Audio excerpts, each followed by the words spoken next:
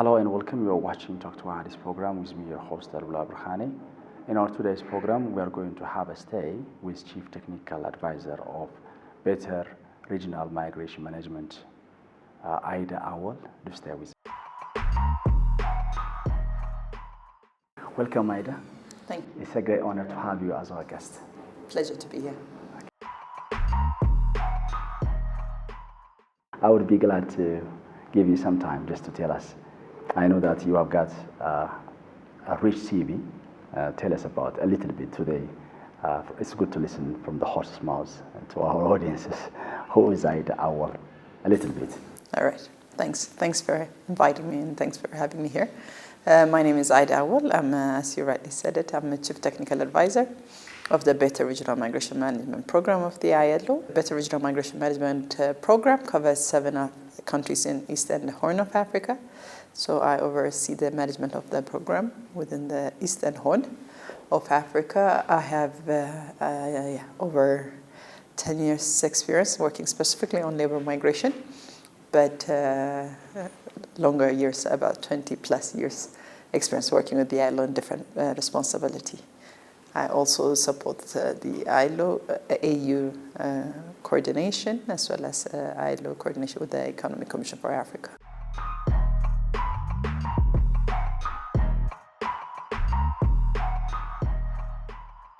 How would you describe the recent policy shifts in African countries toward rights-based labor migration governance, and what are the most promising developments you have seen? Let's begin with this one. Well, as you know, Africa is a very young continent. We have a youth bulge. Majority of the population of Africa is very young. So there's a demographic shift. And while if you look at Europe or North America in terms of it's an aging population. So, of course, there's a lot of demand to fill the labor market in different continents, including, as you know, of course, the Middle East.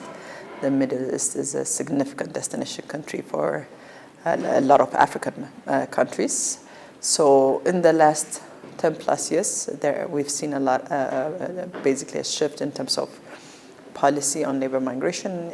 As you're aware, for example, at the continental level, the African Union have developed a labor migration policy in 2018. And a number, of course, majority of the member states as well have a labor migration policy because, of course, there's an influx of labor migrants going to different parts of the world. But from Eastern and Horn of Africa, mostly, of course, the destination is the Middle East, and mostly it's in the low-skilled sector. In the recent past, what we have seen is, of course, majority of the migration has been in the low-skilled sector, focusing mostly on domestic work, construction, and agriculture. But now, more recently, more and more countries from the African continent wants to shift away from the low-skilled towards semi- and skilled migration. Accordingly, also diversifying the destination country beyond the Middle East. So accordingly, some of the countries from the Eastern Africa has already started or sometimes even concluded bilateral labor agreement with destination countries such in Europe, even North America and others. So yeah, over the recent past, there's a lot of basically appetite for migration outflow, but at the same time, majority of the migration in Africa happens in Africa. Over 80% actually happen within the continent.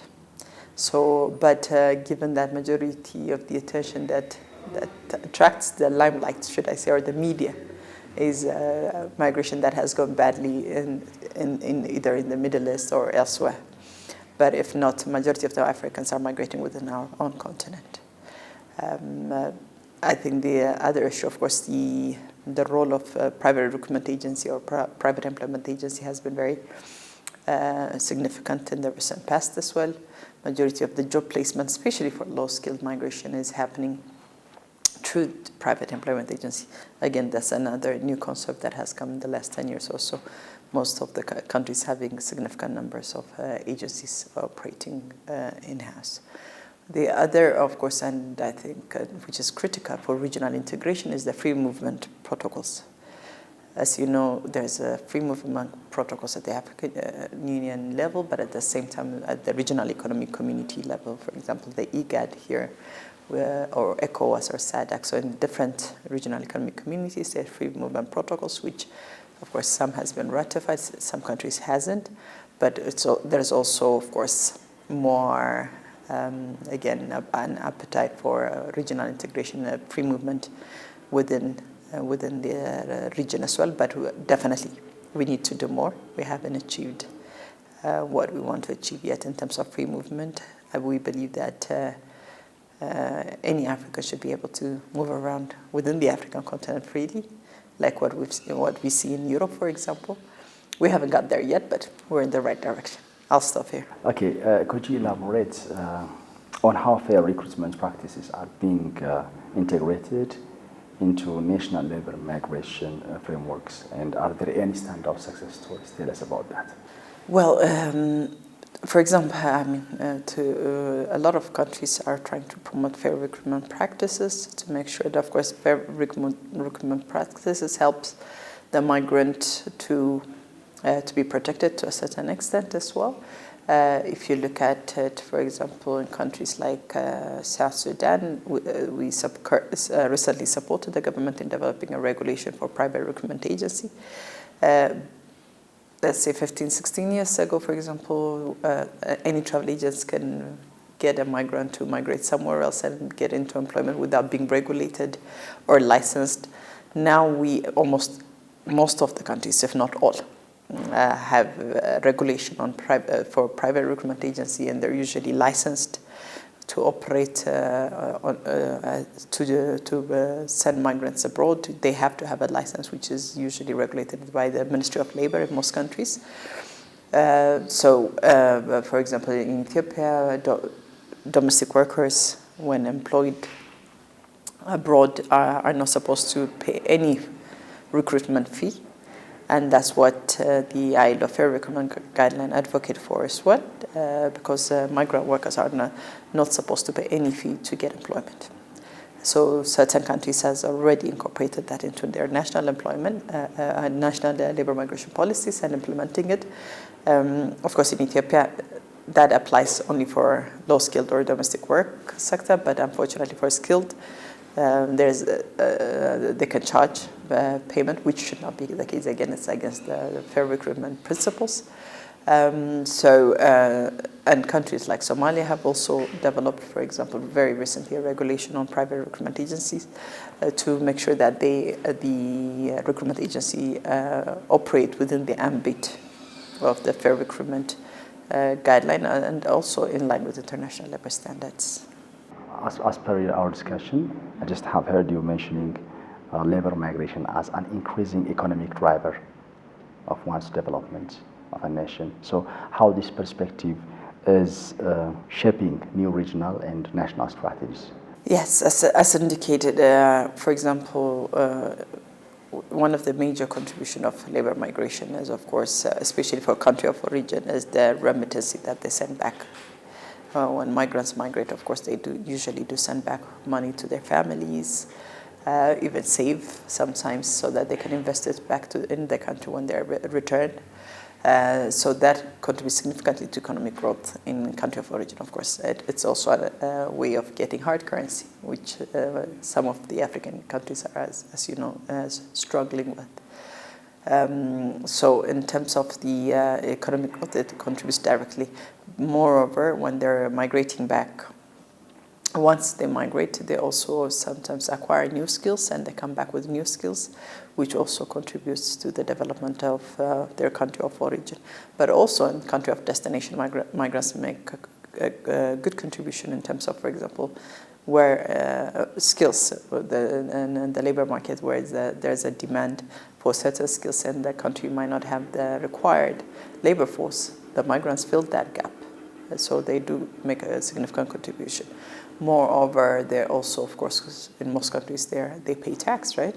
Which is another contribution to the host countries or the countries of destination as well. So they do contribute significantly, and sometimes, of course, they also contribute to social security schemes Sometimes it's deducted automatically from your salary, depending, of course, the kind of job you do have. And sometimes they don't even benefit from those benefits, even though they contribute. When they return back, they might not return back with those rights and benefits that they have contributed over the years. So that's also a big contribution to their social security schemes in destination country. So they do make significant contribution. Of course, one of the SDG indicators, the Sustainable Development Goal indicator, is also to reduce the cost of remittance as well. And of course, we're all working towards that. And countries of origin as well as country of destination should also work towards reducing remittance cost, because that's also critical in terms of contribution to the economic growth of the countries, be it a country of origin as well as especially countries of origin, actually. So there is, of course, as I said earlier, there are different policies being developed, especially labor migration policy, both at the continental level, as the African Union, but as well as the REX level, the regional economic communities. For example, EAC have the common protocol, common market protocol. IGAD also have a policy. Almost every REX ECOWAS have a policy. Recently, EAC just adapted, I think last year, the labor migration policy as well. So all this policy at the REX level, but at the same time, at the national level, for example, Kenya in 2023 have adapted the labor migration policy. Here in Ethiopia, actually, there's underdevelopment, a migration, not specific to labor migration, but there's a migration policy under development which has not been adapted yet.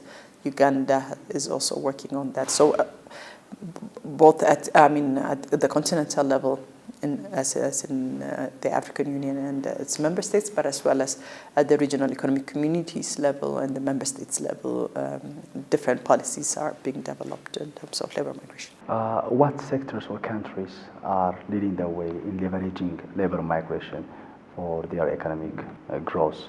Or what can we say? What are the challenges, the driving challenges, by the way? In terms of the challenge of labor migration, as much as there is a lot of positive, there's also negative in terms of labor migration. Of course, but if migration is managed properly, of course, it's a win-win situation. It benefits both the country of origin, the transit and destination, but as well as the migrants and their families. So it's a win-win, but we need to govern migration properly. Some of the challenges, as you know it, and we hear it a lot in the media, is migrant workers facing different abuse, exploitation in the hands of, be it in the hands of private recruitment agency or in the hands of employer in destination countries. And of course, this is, at least from what we see or hear in the media, this is very common, of course, in the Gulf states. The other major challenge, of course, of migration is the irregular part, the irregular migration. Because it also puts migrants in a very vulnerable situation. I mean, we even hear, of course, losing lives, as you know, when the boats capsize when they're trying to migrate irregularly. So there's a lot of sad story that we hear when it comes to irregular migration, of course, or being used for sex trafficking and others. But there's a lot of negative challenges that comes with irregular migration. So that's the disadvantage of migration in general, and it does unfortunately happen a lot, especially from this part of the region towards the Gulf, but as well as, of course, the majority is towards the Gulf, but as well as to the South Africa. As you know, they use the southern route to migrate towards South Africa through Kenya, Tanzania, and Zimbabwe, and with the planned destinations in South Africa, but they don't always make it. That's a major challenge. Not only because, of course, going to the Gulf, we see a lot of capsizing of boats. Going to Europe as well. But towards South Africa, when they're migrating towards South Africa as well, sometimes we hear stories about dying because of thirst and other issues as well. So a lot of challenges in the migration route. But even when they reach destination country, the challenge with irregular migration is, given that they don't have documentations, when their rights are abused, when they face any challenge, it's not as if they can go to the authority, to the police, and seek redress. They basically give away their rights because they don't have documentation. They're worried that if they do go for any sort of complaint handling mechanism or a redress, that they will be deported back to their country. For that reason, you give away your rights. So they're usually prone for abuse, exploitation, and others. And I mean, we see it always in the media, and even I'm sure when they come back from the Gulf, sometimes you see a lot of psychosocial problems of migrant workers. That's all related to the challenge facing the migrant workers because of the abuse, exploitation that they face. Sometimes, of course, this happens because of lack of knowledge as well, lack of skills in terms of language, for example, and lack of understanding between employer and employees can, of course, create misunderstanding and creates a bit of unconducive working environment for the migrant workers. So there's many challenges, but as I said, if we can manage migration properly, it will be a win-win situation for us. Can we mention some countries who have developed by leveraging labor migration capacity in Africa? Do we have such cases? Some African countries. For example, we know in Europe, labor migration has really contributed to the economic development. As imagine, for example, we can date back to the Industrial Revolution and all these things in history, as far as history is concerned. But bringing that back to African continent, do we have such exemplary countries or on the verge of using labor migration for the economic, like, using the positive side of migration? I think almost every country, I would say, especially the major labor-sending country, benefit in one way or the other from migration. Maybe we have not kept record of it, but even remittance, I mean, I was working on some paper just before I came, and I was looking at, I think, remittance to Kenya was 4.2 in 2023 billion, which is 3.6% of their economic, GDP. It's a significant contribution. I'm sure the Ethiopian remittance will also be extremely significant. I think at one point it was about 5 billion as well. It's definitely higher than ODA. So it's a significant contribution. If you look at the percentage that it contributes to GDP, it's significant. Maybe we don't praise it enough or we don't promote it enough, but it's definitely a significant contribution. And especially for a major labor-sending country like Ethiopia, Kenya, even Somalia, and others, Ghana benefits significantly from remittance. And I think at one point, if my memory serves me right, Ghana was the highest in terms of remittance. Egypt is another country in Africa with significant remittance and, of course, contributions to economic growth. So there is a potential if we manage this properly. Definitely. Yeah, thank you. So let's come to your office. How is the ILO, Better Regional Migration Management Program, supporting the recognition of migrant worker skills across borders in East Africa and Horn of Africa? Tell us about this. Well, one of the challenges facing migrant workers is, when they migrate, they work in different sectors, they get the skills. However, they don't have formal education or qualification. So one of the work we have been doing, especially the BRMM has been doing in Ethiopia and Kenya, and now more in Tanzania as well. It's about recognition of those skills. Because, of course, skills is sometimes taught in classrooms, but skills is also taught on the job. That recognition is sometimes missing, especially for migrant workers, because they do usually, of course, acquire a lot of skills while they're working in destination country, but there's no form of paperwork or qualification that they do have. So upon their return, we are working with the government to make sure that those skills are recognized and they do have the qualification. Based on, of course, the necessary assessment. It depends on the country, based on the country's assessment or curriculum. but they do get recognized for the skills they have acquired. And we have been, in Ethiopia, we launched it last year. Of course, we supported the government, but it's the government of Ethiopia, through the Ministry of Labor and Skills, who launched the recognition of prior learning just last year. In Kenya, they've been doing this for a while, and we're working with Tanzania currently as well. Good. How do you see the role of social protection policies evolving for migrant workers within the African context? Unfortunately, social protection coverage generally in Africa, not only for migrant workers, but generally in Africa, is the worst in the world. Okay. If I'm not mistaken, it's 19% or 21%, if my memory serves me right. It's really bad.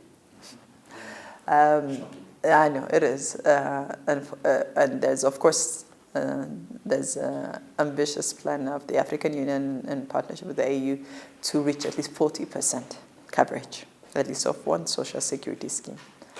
Will we achieve that? Inshallah, I hope so. But it's a challenge. So taking that into account when it comes to migrant workers, it's even much worse.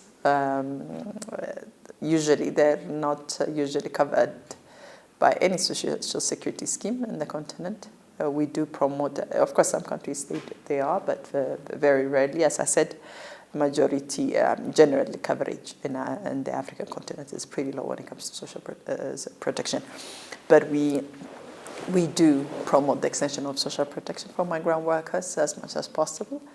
But it's still very early days, especially in our continent in this regard, as I said, given that, the coverage for national workers is also very low.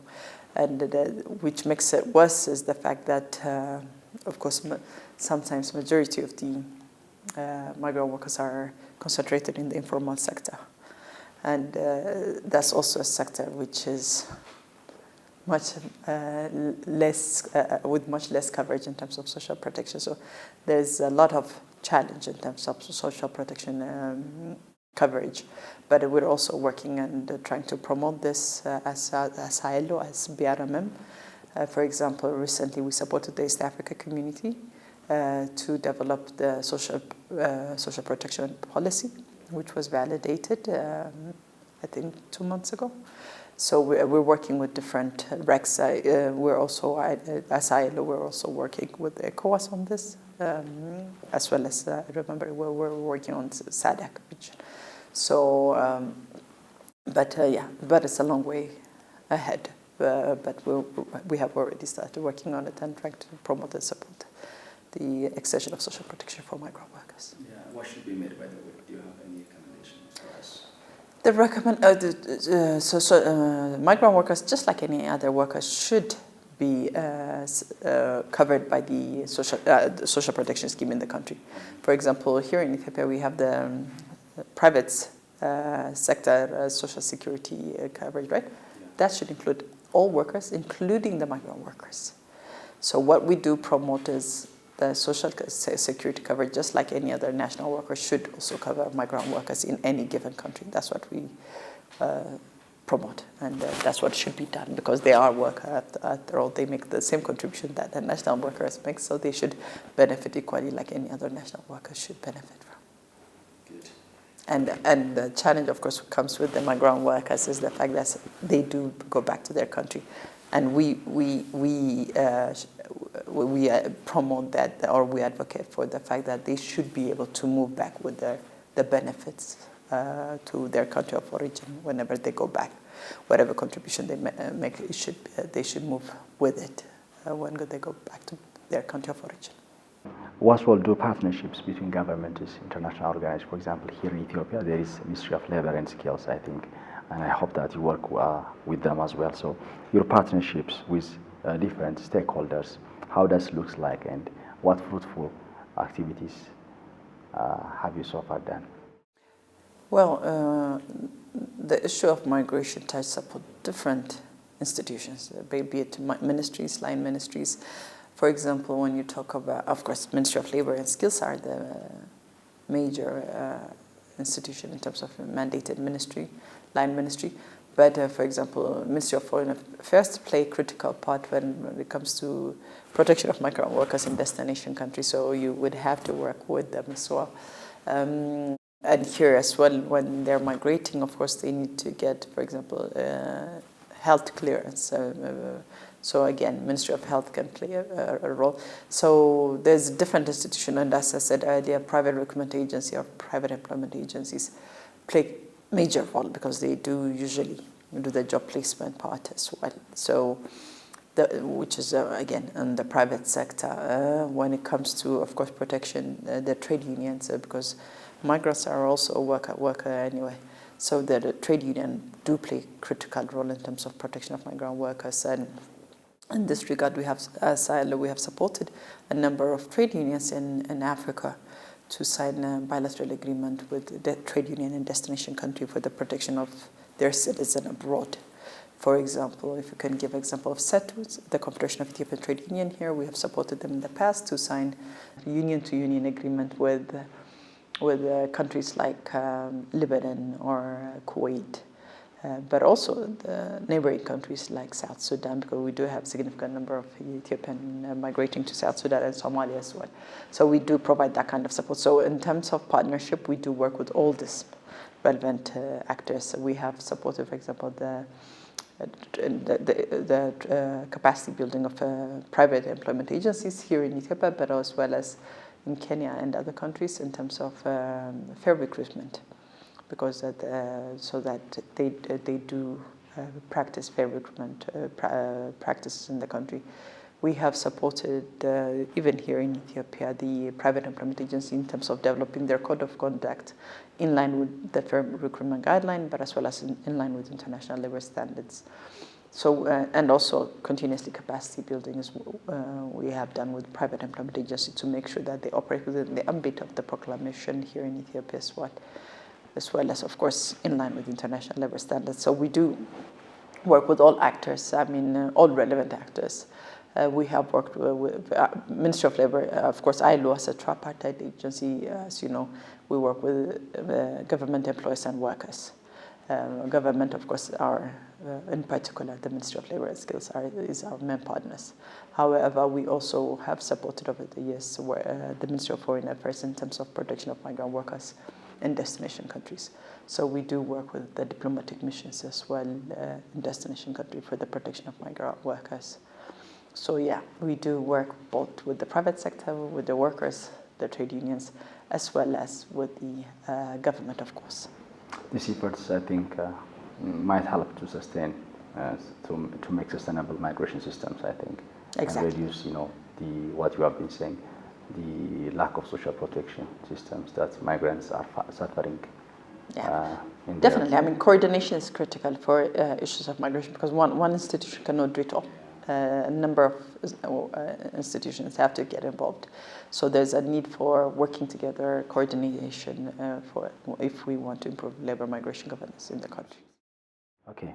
How is the ILO working with African governments to enhance their capacity to manage migration data and evidence-based policy making?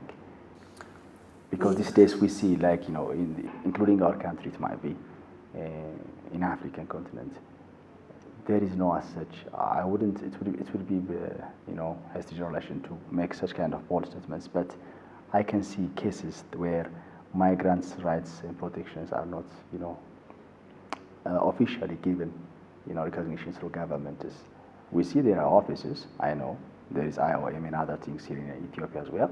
But like what you have been saying, mixing up or intermingling those migrants and giving them due recognition and considering them as an important personnel in the society. We lack too many things, I think. Exactly. So how would you see that? I do agree. Let's talk about these things. We have a long way to go. But we're also in the right direction. I'm an optimist. I always like to see the positive aspects of it. We usually tend to cite Uganda as a very good example when it comes to integration of migrant workers. As you know, Uganda is a major refugee hosting nation in Africa. I think one of the largest. Of course, Ethiopia is also significant. I'm not sure which is. They keep on beating each other, so I'm not sure whether currently it's Uganda or Ethiopia. I don't have the statistics, but usually integration. I mean, everybody's welcome in Uganda. You can go as a refugee and integrate within the society get a land, get into business. So it's a conducive environment. As you know, most of the countries does not give that kind of open policy for you to come and invest as you wish or acquire land. Even here in Ethiopia, as you know, as a foreigner, you can't do a lot of things. So, yes, there's good practices in our region, which I think all other governments should replicate or learn from. But definitely they're moving from on the right direction. There's a positive steps, but we still have a long way to go, even in terms of all this free movement protocol. Even though it's developed in terms of ratification and implementation, we're still lagging behind. So I think it's critical to do that. In terms of statistics, of course, it has been difficult, or there's a bit of scarcity when it comes to labor migration statistics in general in the region, but in the past, thanks to the support, mostly through the joint labor migration program of the African Union, which of course ILO is also a partner, they have been developing labor migration statistics, different volume now. I think they've already developed 3, they're working on the 4th labor migration statistics, so at least now we have a better information. And of course, information is key for everything. I mean, be it to develop a program, because you unless you have the right information, you wouldn't know what areas of program you need to develop. Where's the gap? Where's the challenge? So, in terms of policy development, it's the same thing. Unless you do have the statistics and the data, it will be difficult to develop a policy in the dark. So it's important to develop, to have the data and information at the national level to make sure that when you're developing a policy.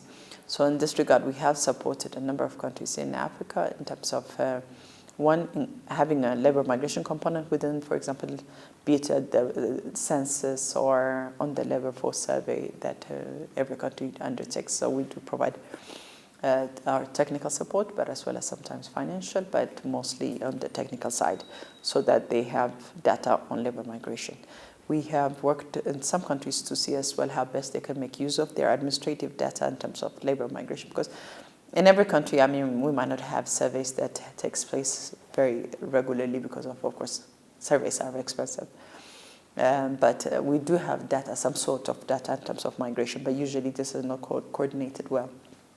Especially administrative data is available, but governments are not making good use of this in terms of informing their policy. So we are trying to provide support in terms of making use of this administrative data in terms for policy development as well. So that we have evidence-based policy rather than just based on assumption or that's. I mean, Ethiopia is one of the forerunners of migrant entertaining country in East Africa, like what we have been saying. So what's your perspective, what's your view with regard to this one? There is, I know that your office has some sort of job to do with that one, I think, how migrants are managed. So we are saying that our country hosts huge number of migrants, and we know that East Africa has,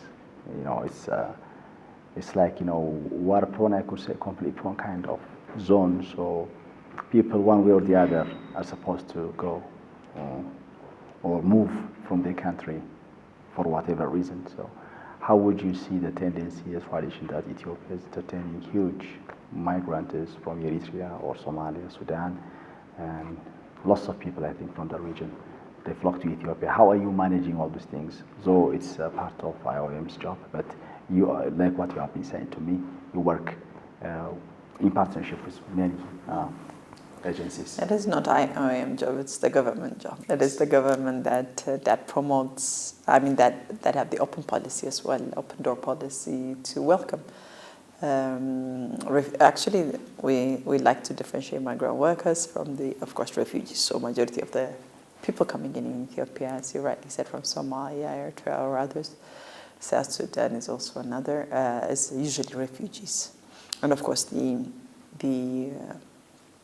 convention for refugees is very different from that for migration.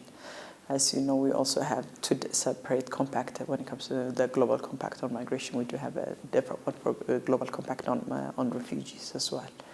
So yeah, Ethiopia is a definitely welcoming environment as well, and I think it's the African culture. I mean, we take care of our neighbors and whoever comes to our house, I guess. So that's part of the culture that I think most African countries have been promoting, and even though they might not have much, they have been very, I think, generous in terms of welcoming other nationality, and I think it's also, of course, definitely the responsibility of any country to welcome when people are in need. Of course, that's also in line with the UN Convention on Refugees as well. I mean, they do have every country have responsibilities, and accordingly, I think Ethiopia is doing very well in that regard. Of course, our work when it comes to refugees has also focused more on the labor market, as you know, within our mandate. So mostly we have looked at integrating the refugees in the labor market, so that they can, engage in livelihood opportunities while they're here. And in this regard, we're working with the government of Ethiopia as well, and we do have a project that will focus on this, on the refugee aspect, which is a bit different from the labor migration. I'm heading to my final question. As you have seen, I think you are residing here in Addis Ababa, and Addis Ababa is just having a rapid urbanization journey or process. So there are different flagship projects that city administration running them, right now. So one of them might be Korea Development or Riverside Project, the same. We can name them. There are so many. So how would you see them in light of the EIP approach of ILO, Employment Intensive Investment Program? The government says they are labor intensive. So what's your reflection in this regard? How do you see the urbanization journey vis-a-vis the EIP approach? Actually, as I'm sure you know, last week we did host the 20th ILO Regional Conference on labor practitioners. And one of the agenda items was to go around and visit all these sites you're mentioning last week, Wednesday. And yes, definitely was seen as a very good practices, and it was actually quite commended by a majority of we had over 50 countries participate last week in the conference, about 25 ministers, and they were here to see the progress Ethiopia is making, and also appreciate. Definitely, it is in line with the employment intensive because it's both. I mean, of course, technology nowadays you cannot do without. Technology is critical, but it's balancing the both. That's what we try to promote with the EIP program, employment intensive program of the ILO. And some of these projects have definitely taken that into account in implementing the program projects in the country. And actually, it was a very good opportunity to showcase what Ethiopia have done in terms of EIP last week. So yeah, we were happy with the progress the country has made in this regard. Thank you. Yeah, I'm done. Thank you very much. Thank you very much. It's a pleasure. Well, viewers, you have been watching Talk to Addis program with me, your host, Abdullah Burhani.